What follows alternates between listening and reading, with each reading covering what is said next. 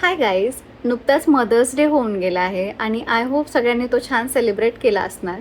काय असतं ना, आई लोकांना सतत दुसऱ्यांसाठी करण्याची सवय झालेली असते आणि मग त्या गोष्टी करत असताना स्वतःच्या तब्येतीचं थोडंफार काही इकडे तिकडे झालं की त्यांची चिडचिड होते. तर तुमच्या लाईफमध्ये जर अशी कोणी लेडी असेल जी लेट 40s और अर्ली 50sमध्ये असेल आणि तिला तुम्हाला काहीतरी गिफ्ट द्यायचं असेल, तर एखादी वस्तू देण्यापेक्षा better gift can be awareness about menopause. आपल्याकडे काय आहे ना, पिरियड्सबद्दलच जास्त बोललं जात नाही. म्हणजे ते काही आजार पण नाही आहे, वाईट गोष्ट नाही आहे, फार नॅचरल प्रोसेस आहे आणि आत्ता कुठे PCOS, PCOD याबद्दल बोललं जातं.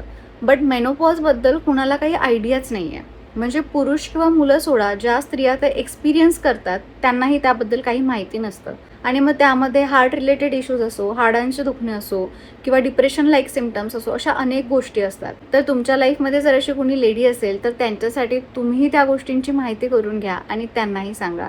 यामुळे खूप गोष्टी सोपी होतील आणि त्यांची चिडचिड, त्यांचा त्रास या बऱ्याच गोष्टी कमी होतील. थँक्यू.